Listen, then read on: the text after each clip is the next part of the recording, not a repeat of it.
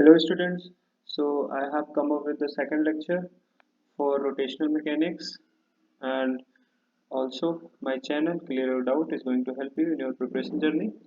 And let's just start this topic, continue with my earlier class. So in first class I discussed kinematics, now I am going to discuss uh, rotation dynamics, right? So this is what I'm going to discuss. Tau equal to I alpha. As I talked about in my last class, LO1, you can find it in my on my channel. So for angular acceleration, there must be a torque. You always remember this, right? But no force, so no torque. Force आप apply नहीं करोगे, कोई torque नहीं रहेगा, so no angular acceleration, कोई angular acceleration नहीं होगा, no rotation will take place. ठीक है, आगे. So linear acceleration is present when f net not equal to zero. That means there is net external force present, then there would be linear acceleration. All right. But similarly, analogy आप करते हुए चलो साथ में, when there is a net sorry, net torque not equal to zero, that means there is a net external torque present in the system, then you will have some angular acceleration present in the system, right? So in my last class I gave the example of fan, right? Fan के center of mass का acceleration is zero, right? That means f net is zero, but fan rotates, right? There is angular acceleration, so angular acceleration is present, right? Why? Because what was the PRESCNT? Okay, that's it. So angular acceleration is present. Now, why angular acceleration was present despite net force is zero? Because there was torque being applied in the fan. So torque की वजह से angular acceleration present था, right? Now today we are going to see what is the torque in angular motion, right? Rotational motion. So let's assume this is some solid body of random shape, solid body. Okay, before we do this, I would like to just briefly talk about moment of inertia. So moment of inertia last class में मैंने बस इतना बताया था कि I is analogous to mass in the linear system. But यहाँ पे very important fact यहाँ पे मैं बता रहा हूँ कि I जो है ऑप्शन में एमसीक्यू में पूछ सकता है NEET UG student as well as mains के या एडवांस के किसी भी एक ऑप्शन में, जो मल्टीपल करेक्ट होता है ना उसमें एक ऑप्शन में ऐसे दे देगा कि आई जो है it depends on the axis of rotation. ठीक है, it depends on the not speed I would say, but of course distribution of मास. की डिस्ट्रीब्यूशन ऑफ मास क्या है, एक्सिस ऑफ रोटेशन क्या है, but mass is the property of matter, right? Okay, mass does not depend on any of these provided speed of that object is less than speed of light. ठीक है, ये आपके syllabus के scope में नहीं है, just I am telling for information. वो 3 × 10⁸ से अगर स्पीड ज़्यादा हो जाती है तो mass starts decreasing increasing, but that's another case. Hold वो relative sorry, it's a different aspect, you don't have to study. So ये हमेशा ध्यान देना, आई और एम एनालॉगस तो है, but I depends on the axis of rotation as well as distribution of mass. Okay, now coming here also, अगर जैसे एक पार्टिकल है मास m का and it is rotating about some axis here, यहाँ से कोई एक्सिस ऐसे पास करा लो, ठीक है, लेट्स से जेड डायरेक्शन में, तो इसका जो मोमेंट ऑफ इनर्शिया होता है वो m into r square. This is just for the sake of this lecture. I अलग अलग शेप्स के लिए हम आगे पढ़ेंगे इन वेरियस लेक्चर्स. ओके, तो यहाँ पे देखते हैं, हम एक सॉलिड बॉडी मान लिया, यहाँ पे कोई पार्टिकल ले लिए p, राइट? यहाँ पे दो एक्सलेशन लगेगा, एक तो ये tangential acceleration, let me call it E tangential, and एक रेडियल एक्सलेशन, सेंट्रीपिटल एक्सलेशन जिसको कहते हैं, वो लग जाएगा ए सी, राइट?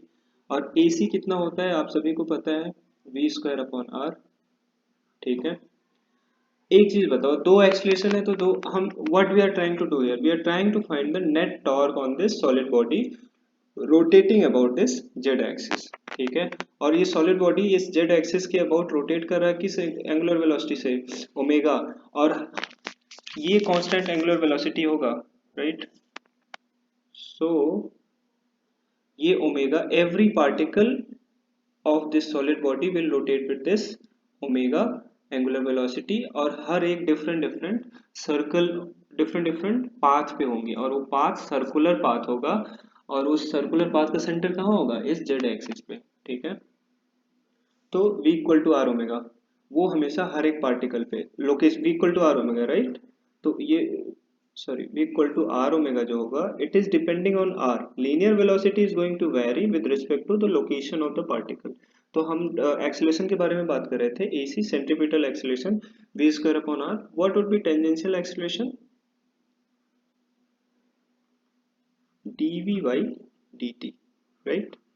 और v क्या है आपका, r omega, for a particular particle r is constant, right. तो r मैं डेरिवेटिव के बाहर रख ले रहा हूँ for a particular particle, and then and हम ये टेंजेंशियल और सेंट्रीपिटल एक्सेलरेशन किसी एक पर्टिकुलर पार्टिकल के लिए तो बात कर रहे हैं, राइट। तो हम r we can assume constant, तो r into D omega by D T, and that is alpha, so D omega by D T is alpha, right, r alpha angular acceleration, right. So you have two accelerations, that means for any particle two force will act, right, two forces. What are those forces, one is centripetal force, ठीक है, centripetal force, all right. So वो fc से denote कर लेते हैं, that is what, ma, again Newton's second law, right, m into a, and what is centripetal acceleration, v square by r, and v equal to R omega रख दोगे तो क्या हो जाएगा, एम आर ओमेगा स्क्वायर, ठीक है। Another force is tangential force, ठीक है, टेंजेंशियल फोर्स एफ टेंजेंशियल क्या हो जाएगा बताओ, M A M D V by D T. देखो जो velocity v equal to R omega होता है, v equal to omega cross r मैंने बताया था, ठीक है, that velocity is tangential in the tangential direction, तभी तो हम टेंजेंशियल एक्सेलरेशन टेंजेंशियल डायरेक्शन में ले रहे हैं, राइट। तो m dv बाई dt, तो क्या हो जाएगा, m into velocity is what, velocity v equal to r omega, right, m r d omega by dt, right. so ये हो जाएगा m r d omega by dt is alpha, right. Now what we, our purpose was to find our purpose was to find net torque on this rotation, this solid body, ठीक है। net torque क्या हो जाएगा बताओ, torque due to these two individual forces, right। अच्छा एक बात बताओ, हम यहाँ इस एक्सिस के अबाउट टॉर्क ले रहे हैं, इसका सेंटर पार्टिकल के लिए तो ये सेंटर यही हुआ ना, सर्कल का centre, right. This particle, this force is passing through this point, this origin point, this centre point, इसका कोई टॉर्क आएगा, no, because perpendicular distance between the line of action as well as the force is zero, right. तो इसका कोई torque नहीं होगा, तो एक जो टोटल टॉर्क होगा वो हो जाएगा due to centripetal force, centripetal force हो जाएगा उसकी वजह से टॉर्क जीरो, और टेंजेंशियल फोर्स की वजह से क्या टॉर्क हो जाएगा, M R alpha into R. So tangential force किस डायरेक्शन में लग रहा है, टेंजेंट की डायरेक्शन में, और आपको पता है perpendicular distance from the centre to any tangent is the radius, ये तो पता है ना मैथमेटिक्स में, राइट। सो आपका क्या आ गया, M R square alpha, right. अब देखो ये केवल एक पार्टिकल के लिए हुआ, ऐसे कितने पार्टिकल हैं सॉलिड बॉडी में, a lot of them, like n number of particles, ठीक है। I don't want to call it infinite, ठीक है, because then it would be out of our syllabus again, infinite नहीं ले सकते, some n number of particles, ठीक है। तो ऐसे this torque was on single particle, ith particle, mass of the particle ith particle, radius of the particle ith particle, तो ऐसे tau total जो हो जाएगा वो sigma m i r i square alpha, ठीक है। Alpha is the constant angular acceleration, और actually even though alpha is not constant, ठीक है, okay, alpha can be taken out because this mi square is for a particular particle, okay, and for each particle alpha is going to be constant actually, ठीक है। so alpha can be taken out and sigma can be applied on I, so sigma can be applied on mi ri square. तो ये क्या हो जाएगा I alpha. This was the net torque on this solid body. ठीक है, due to all the particles. So I क्या है, basically sigma mi ri square. I equal to 1 to n. ठीक है, so this was the net part. This was all about the concept. ठीक है, आई alpha. इसी पे एक बहुत ही अच्छा क्वेश्चन करते हैं. ठीक है, जो लीनियर मोशन और रोटेशनल मोशन दोनों को मिला के बना है. ठीक है, बहुत ही अच्छा क्वेश्चन है. By the way, NEET UG students और नीट यूजी वाले ये ना सोचें कि दिस इज टू डिफिकल्ट, और जेई मेंस एंड एडवांस वाले ये ना सोचें दिस इज टू इजी. ठीक है, this is my advice to you. And please watch the full video and then decide कि आपको यही छोटे छोटे कॉन्सेप्ट से मिला के ही बड़े क्वेश्चन बनता है. आप कभी रियलाइज करना एडवांस का क्वेश्चन. ठीक है, it is nothing but the combination of small small concepts, उसी में कंफ्यूज करते हैं आपको. I have like work with IIT faculties, they make the paper, and हमारे सेमेस्टर वाले पेपर भी वो ऐसे ही बनाते हैं. ठीक है, they don't want you to invest like 3-4 pages of solutions. No, your answer can come. One of faculties gave the question for 20 marks, and that solution was in 3 lines, literally 3 lines. Okay, so that's their purpose. They want you to think even in the examination hall. तो बिना सोचे formula based और ऐसे change your strategy. Okay, so moving on, let's do this question. A frictionless pulley, you have this pulley, right? This one has shape of uniform solid disk of mass capital M and radius capital R. इसका radius कितना है, centre से आप ले लो यहाँ से यहाँ तक, ये रेडियस है कैपिटल R. ठीक है, a stone of mass M is attached to a light wire that is wrapped around the rim of the pulley. ये पुली का कुछ रिम है. ठीक है, आपने देखा होगा जो कुएं से पानी निकालने वाली पुली, उसमें भी ऐसे होता है ना, एक वी शेप का ग्रूव होता है जिसमें आप रैप कर सकते हो, या फिर वायर वाला देख सकते हो आप. ठीक है, तो वायर जिसमें रैप्ड रहते हैं, दैट इज ऑल्सो पुली. वैसा ही कुछ है, उसके रिम पे रैप्ड है. System is released from rest से रिलीज किया जा रहा है. If a stone falls by a distance, की नहीं है, ये h है. Let me correct myself. So h, what is the angular speed of the pulley at that moment, जब ये h फॉल कर रहा होगा. Bye the way, h is not it's limit, अभी और भी फॉल कर सकता है. उस मोमेंट पे पुली की कुछ ना कुछ इस एंगुलर स्पीड होगी, राइट, वो आपको निकालना है. ठीक है, ये वही tau equal to I alpha पे बेस्ड है, इसलिए मैंने क्वेश्चन लिया. ठीक है, also this question was asked by one of my students, so मैंने कहा सोचा दोनों एक साथ. This question I will tell in 2 methods. दूसरा मेथड बहुत ही आसान है, और यू कैन फॉलो. नीट वाले, जेई मेंस वाले, एडवांस वाले, everyone, just understand the concept, how you approach, how you you know try to inculcate this habit. जैसे मैं क्वेश्चन अप्रोच करता हूँ, बिल्कुल एकदम स्टूडेंट की तरह मैं करता हूँ, एकदम से ऐसा नहीं कि बहुत ही फैंसी सोफिस्टिकेटेड मेथड, नो, फालतू का नहीं. ठीक है, जैसे मैं करता हूँ वैसे मैं बताता हूँ क्वेश्चन को, एकदम लाइक बच्चों की तरह, राइट. सो यहाँ पे देखो, ये हो गया a pulley mass system. By the way, this disc का जो मास है वो कैपिटल एम दिया है, और यहाँ पे बस एक information I am going to give. I of the disc is m capital M r square by 4. ये आप ऐसे कंसिडर कर लेना. डिफरेंट डिफरेंट शेप का इनर्शिया मैं निकालना बताऊंगा, या फिर आपको याद होना चाहिए बाय द वे ये. ठीक है, जो कॉमन शेप है जैसे डिस्क का, सिलेंडर का, सॉलिड स्फीयर का, राइट, तो एम आर स्क्वायर बाई 4 ऐसे. ठीक है, ये आप ले लेना. ठीक है, नाउ क्वेश्चन करते हैं ये, और ओके फाइन. तो फर्स्ट मेथड से करते हैं पहले. I got bored with the color of the pen. Let me change. Green दी वाली, right? Okay. So first method M1 क्या हो जाएगा? Okay. इसमें क्योंकि ये मास यहाँ पे हैंग कर रहा है, इसमें कुछ ना कुछ टेंशन होगा, right. Let me call this tension T. ठीक है, तो और ये मास जैसे ही फॉल होगा ना, इसका कुछ ना कुछ एक्सीलरेशन गेन हो जाएगा. तो वही न्यूटन सेकंड लॉ लगाओ, small M g minus T is equal to small m a हम ऐसे ही तो करते हैं। इस मास की फ्री बॉडी डायग्राम में तो यही बनेगा ना, इसका क्या हो जाएगा mg, राइट।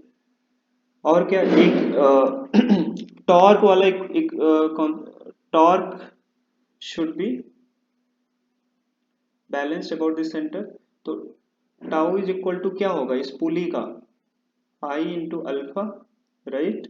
और tau I alpha is given by what, rotate pulley को कौन कर रहा है, this torque, sorry this tension, tension rotate कर रहा है ना, टी इंटू आर, यही तो रोटेट कर रहा है। और कितना आ रहा है उसका torque, tau equal to I alpha. भी पढ़ा है हमने कि सेंटर के अबाउट इसमें ये पुली बहुत छोटे छोटे पार्टिकल से बनी होगी और सबका मिला के आई अल्फा, इसका नेट टॉर्क जो होगा वो आई अल्फा होगा, राइट। यहाँ से और अल्फा हमने क्या पढ़ा अभी, टेंजेंशियल, उससे टेंजेंशियल फोर्स से alpha equal to A upon R, right.